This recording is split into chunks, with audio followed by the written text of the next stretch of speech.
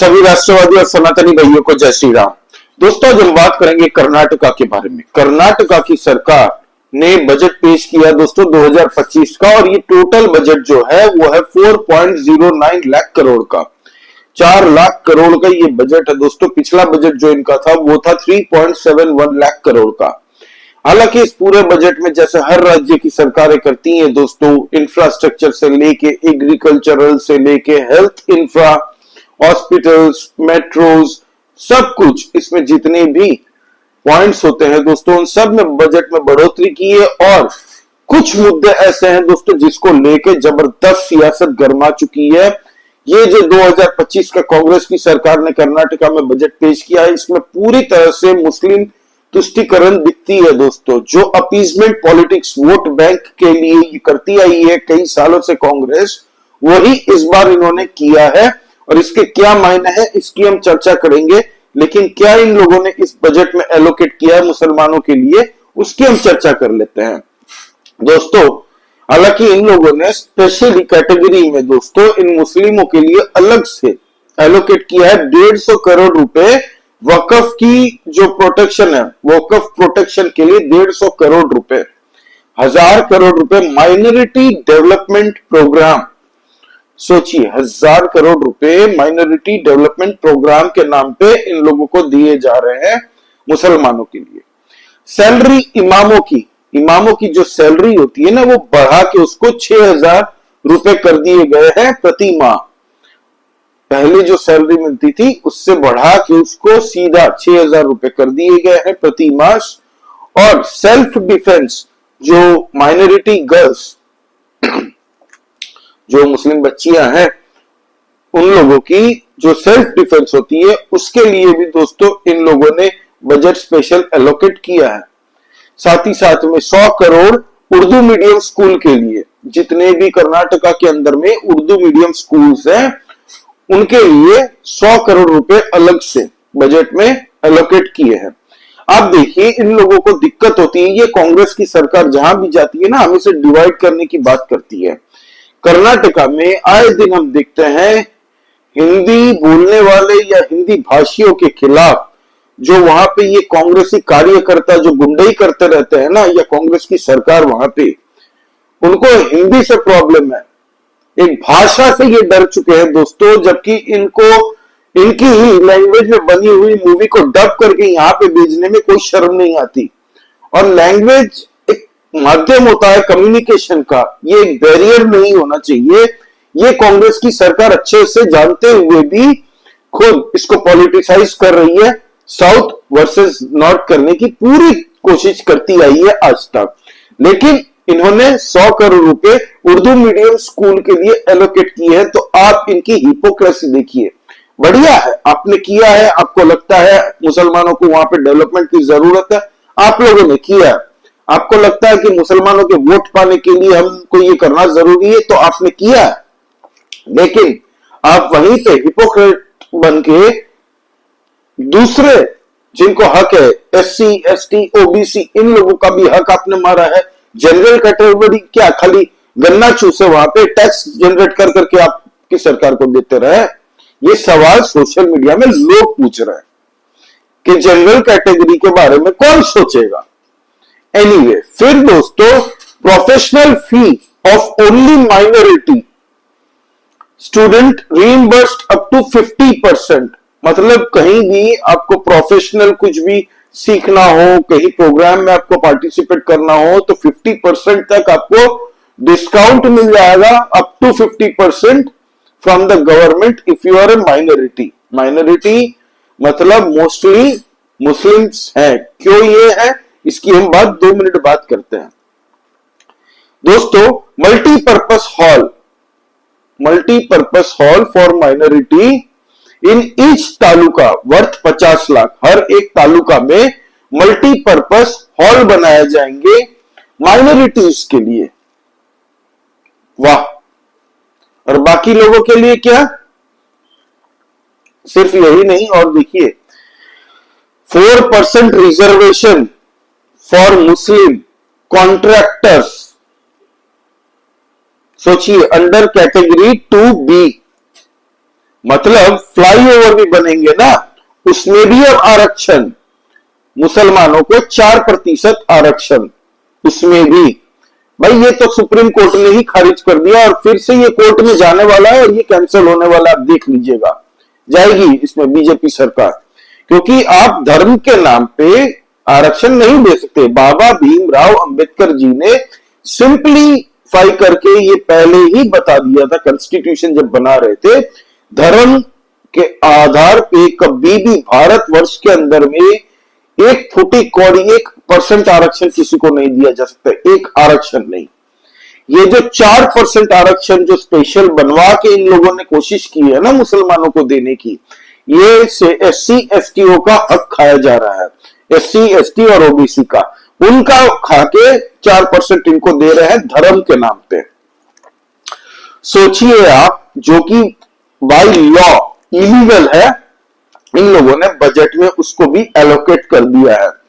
इसको लेके जो पॉलिटिक्स बवाल मचा है दोस्तों, भाजपा सरकार पूरी तरह से अभी से होय हल्ला मचा रही है सोशल मीडिया पे, और इसके ऊपर में आप देखिएगा 2-3 दिन के अंदर में पॉलिटिक्स बहुत भयंकर बढ़ेगी। कर्नाटका बीजेपी जो है दोस्तों, उन लोगों ने ये मुद्दा जोर जोर से उठाया है दोस्तों।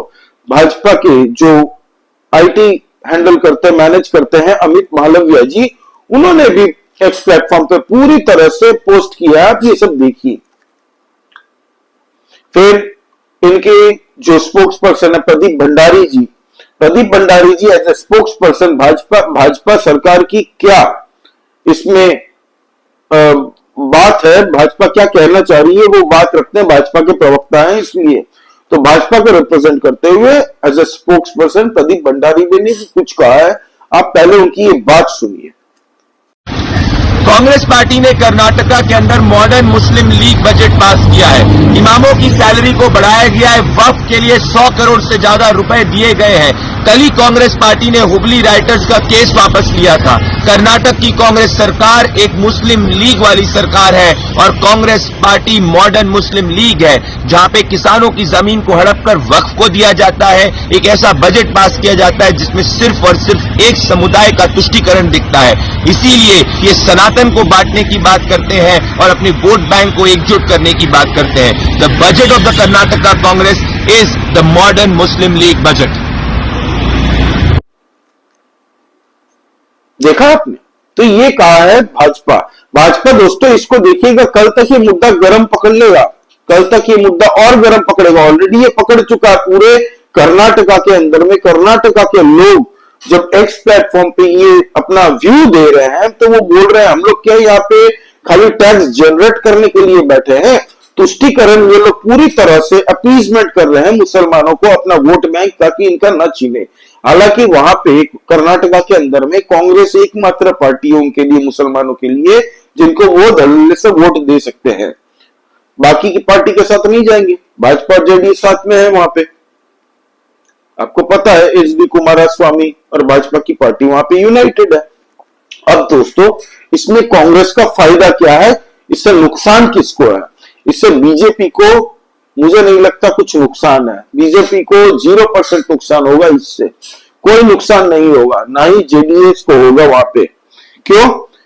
इससे नुकसान अगर होगा ना, तो इंडिया अलायंस के जितने दूसरे पार्टी है ना, आपस में ही इनको नुकसान होगा। क्योंकि मुसलमानों का मसीहा कौन, ये एक आइडेंटिटी बनाने की होड़ में है पूरी की पूरी इंडिया अलायंस। एक तरफ ममता बनर्जी है, एक तरफ आप देख लीजिए राजद के लालू यादव, तेजस्वी यादव, बातें तो पूरी वही करते हैं वो भी।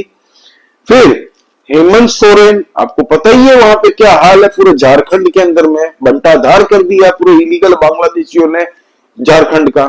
वहां पे भी एक मैसिव अभियान चलाने की बहुत जरूरत है, लेकिन सरकार तो वहां पे हेमंत सोरेन की है। उसी तरह से कर्नाटका के अंदर में अब कांग्रेस भी पूरी तरह से मुंह खोल के सब कुछ, पहले तो चादर के पीछे से खेल होता था, अब तो ओपन में हो रहा है दोस्तों। इन्होंने अनाउंस कर दिया कि मुसलमानों के सबसे बड़े मसीहा हम हैं, और यही कोशिश इन्होंने महाराष्ट्र के चुनाव में भी की थी। All India Muslim personal law board के साथ में 17 की 17 कंडीशन इन्होंने पर्दे के पीछे मान ली थी, और वो बात बाहर निकल के जैसे ही आई, कांग्रेस का हाल क्या है महाराष्ट्र के अंदर में सबको पता है। बीजेपी को कुछ डेंट नहीं पहुंचने वाला इससे। हालांकि बीजेपी इसको मुद्दा दबा के बनाएगी और इसको बनाना भी चाहिए कि आप वक्फ बोर्ड के ऊपर में पूरे भारत के अंदर में अभी पार्लियामेंट में सेशन चालू होगा, पार्लियामेंट के अंदर में वक्फ अमेंडमेंट बिल को लेकर चर्चा, जो जेपीसी रिपोर्ट भी आ चुकी है, सब कुछ हो चुका है, चर्चा भी चालू हो चुकी है। अब उसके ऊपर में लगाम कस रही है सेंट्रल गवर्नमेंट और आप यहाँ पे उसको 150 करोड़ दे रहे हैं वक्फ प्रोटेक्शन के नाम पे, 1000 करोड़ दिए जा रहे हैं माइनॉरिटी डेवलपमेंट प्रोग्राम के नाम पे। किसके पैसे दे रहे हो भाई? जनता के ही दे रहे हो ना, पूरे महाराष्ट्र के, सॉरी पूरे कर्नाटका के। तो ये कांग्रेस तुष्टिकरण देके ये दो मैसेज दो जन को देना चाहती है। एक है वहां के मुसलमानों को पूरे भारत के अंदर में कि देखो हम मुसलमानों के लिए अपना अलग से बजट बनवा रहे हैं, 4% आरक्षण कॉन्ट्रैक्ट दे रहे हैं, फ्लाईओवर बनेगा, कहीं पे पुलिया बनेगा, रोड कंस्ट्रक्शन की काम होगी तो उसमें 4% का आरक्षण, मतलब आप मुसलमान है तो ही वो आपको तब आप फ्लाईओवर बना सकते। सोचिए इस स्तर पे भारत की राजनीति गिरवाई है इस कांग्रेस ने सत्ता की लालच में दोस्तों, कि अब धर्म के नाम पे आपको कॉन्ट्रैक्ट मिलेंगे और 4% ये जो अधिकार है ये SC ST OBC के खाए हैं इन लोगों ने, और ये सुप्रीम कोर्ट में चैलेंज होते के साथ ही ये खारिज हो जाएगा। ये 4% दे ही नहीं सकते क्योंकि बाई लॉ रिलीजन के नाम पे, on the basis of religion you can not give reservation. ये लॉ बनवाया था किसने? बाबा भीमराव अंबेडकर जी ने। अब दोस्तों इससे दूसरा मैसेज जा रहा है इंडिया अलायंस के नेताओं को कि मुसलमान अगर इनके साथ में है, कांग्रेस के साथ में, तो दूसरे जो इंडिया अलायंस के नेता हैं ये लोग मुसलमान वोट बटे ना, इसीलिए ये मैरिज ऑफ कन्वीनियंस है दोस्तों इन लोगों के लिए। ठीक है, ये लोग मतलब आपस में है ना एक दूसरे के साथ में, ये इसीलिए है ताकि इनका वोट बैंक बटे ना। भले आपस में ये लात जूते मारते हैं एक दूसरे को, लेकिन इनकी मजबूरी है कि ये लोग एक दूसरे को छोड़ के नहीं जा सकते। तो इससे कांग्रेस दोनों को मैसेज दे रही है, एक है इंडिया अलायंस के दूसरे रीजनल पार्टियों को जहां पे आने वाले टाइम में चुनाव है, और एक है मुसलमानों को डायरेक्टली कि हम लोग तुम्हारे सबसे बड़े खलीफा है, सबसे बड़े मसीहा है, और हमारी पार्टी है तो तुम सुरक्षित हो, नहीं तो भाजपा आएगी तो तुम्हें डराएगी, तकलीफ देगी, ये होगा वो होगा। हालांकि जितनी भी वेलफेयर की स्कीम्स है पूरे भारत के अंदर में अब तक जितनी पार्टियों ने माइनॉरिटीज के लिए किया, सबसे ज्यादा वेलफेयर स्कीम्स के बेनिफिशियरी भाजपा सरकार के अंडर में मुसलमानों को मिला है। मुसलमान कभी ये डिनाई नहीं करते कि नहीं हमें घर नहीं मिला, राशन देने में हमें हमारे साथ रेसिज्म होता है या फिर ये होता है, पार्शियलिटी होती है, कभी भी नहीं। सबसे ज्यादा डिस्ट्रीब्यूशन मुसलमानों के वेलफेयर में भाजपा ने किया। लेकिन कांग्रेस सरकार इस तरीके से दोस्तों उनके ही एजेंट में खेलती है और उनको डरवा के कि भाजपा सरकार आएगी तो तुम्हारे साथ ये हो जाएगा वो हो जाएगा करके।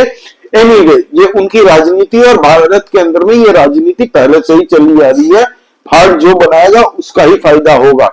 लेकिन भाजपा को इससे नुकसान नहीं है, जेडीएस को नुकसान नहीं है, क्योंकि उनको पता है इससे एक साइड में रिएक्शन होता है तो दूसरे साइड में हमें फायदा भी होगा।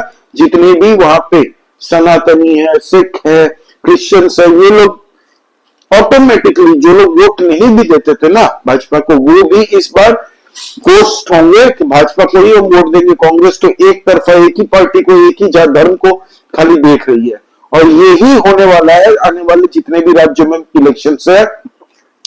आप देख लीजिएगा जब आने वाले नेक्स्ट लोकसभा जो चुनाव, सॉरी विधानसभा जो चुनाव होंगे ना कर्नाटका में और तेलंगाना में, और साथ ही साथ में कई ऐसे सदर्न रीजन में दोस्तों स्टेट्स है जहां पे भाजपा चौंकाएगी। कर्नाटका में भाजपा कुछ सीटें इस बार अच्छे से गेन भी करने की मोमेंटम बना चुकी है। तेलंगाना के अंदर में दोस्तों आप देखिएगा आने वाले टाइम में भाजपा चौंकाने जा रही है सबको। और कर्नाटका की अगर बात कर ले, कर्नाटका में अब लैंडस्लाइड विक्ट्री मार के भाजपा अगली बार आने वाली है, क्योंकि लोग अभी से जितने भी कर्नाटका के अंदर में लोग हैं वो न्यूट्रल लोगों की बात कर रहा हूं मैं, पार्टी बेस्ड की बात नहीं कर रहा हूं बेसिस पे। भाजपा वाले तो भाजपा को वोट देंगे और कांग्रेस वाले कांग्रेस को देंगे जो उनका वोट बैंक है। लेकिन जो न्यूट्रल लोग हैं उन लोगों ने दोस्तों गलती कर दी है, ये उनको एहसास हो चुका है। लोग खुद बोलते हैं कि भाई हम वोट देने नहीं गए थे या फिर हमने कांग्रेस को चुना था क्योंकि ये प्रथा रही है कर्नाटका की, हर 5 साल में हम लोग घुमाते रहते हैं गवर्नमेंट। तो यही होता है भाई, दूध के दाम 2-3 रुपए बढ़ते रहते हैं हर महीने 2 महीने के अंदर में, मेट्रो के किराए बढ़ते रहते हैं।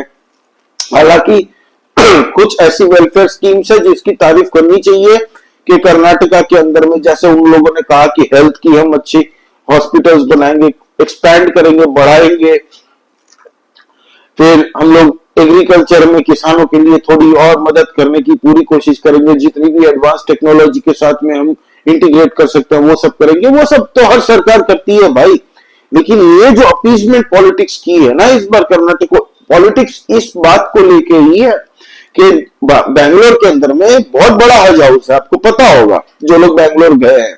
अब बैंगलोर में हज हाउस जो है दोस्तों उसको एक्सपैंड किया जाएगा, उसके और कमरे वमरे बढ़ा के उसको बड़ा किया जाएगा। भाई अकबरुद्दीन ओवैसी, असदुद्दीन ओवैसी खुद कहता है कि हज सब्सिडी खत्म होनी चाहिए, इस्लाम के खिलाफ है क्योंकि हज सब्सिडी लेके आप कभी भी हज नहीं जा सकते, वो आपकी दुआ कबूल नहीं होगी। ये असदुद्दीन ओवैसी खुद कहता है। वो पैसे आप बाकायदा मुसलमानों की एजुकेशन पे लगाइए, उनको और बढ़िया इंफ्रास्ट्रक्चर दीजिए। वेलफेयर स्कीम्स के नाम पे आप खाली उनको वकफ को प्रोटेक्शन, किस चीज का प्रोटेक्शन चाहिए भाई वकफ को, आप बताओ। अपनी लड़ाई खुद लड़ते हैं, इनफैक्ट लोगों को प्रोटेक्शन चाहिए वकफ से। क्यों?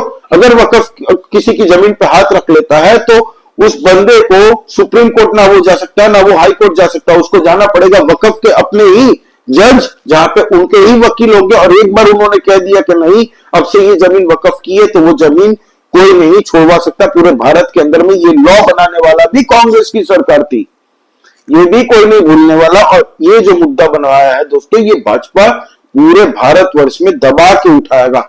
ये कांग्रेस ने दो जन को मैसेज देने की कोशिश की है इस एक्ट से, इस बजट से।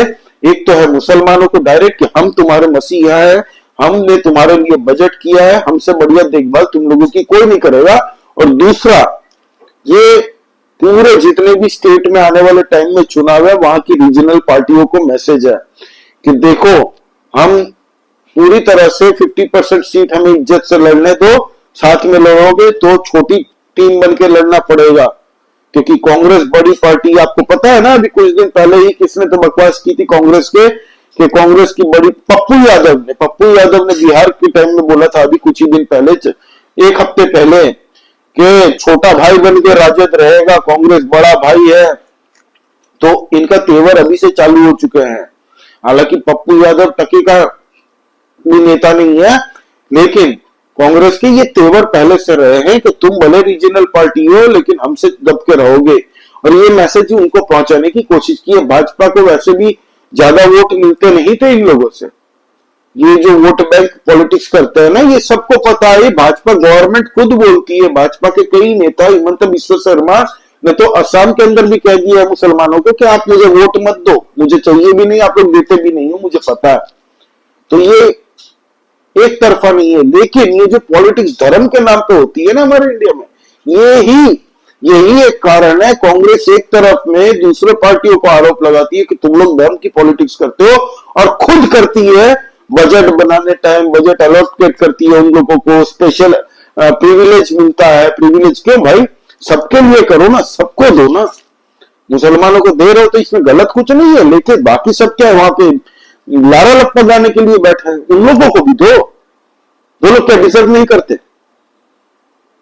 और माइनॉरिटी में खाली क्या मुसलमान ही आते हैं भाई? माइनॉरिटी में ना क्रिश्चियंस है, ना पारसी है, ना सिख है, और कोई कौम नहीं आती, ना जैन है, कोई नहीं आता। हज हाउस एक्सपेंड करोगे, 150 करोड़ वकफ प्रोटेक्शन, क्या है भाई? मजाक थोड़ी है। Amendment bill pay central parliament में अभी चर्चा चल रही है। एनीवे दोस्तों, आपका इस बारे में क्या कहना है प्लीज कमेंट करके बताइए। लाइक कीजिए इस वीडियो को और प्लीज सब्सक्राइब दिस चैनल। हम लोग इंटरनल पॉलिटिक्स डिस्कस करते रहते हैं। जय श्री राम सभी सनातनी भाइयों को। जय हिंद, वंदे मातरम।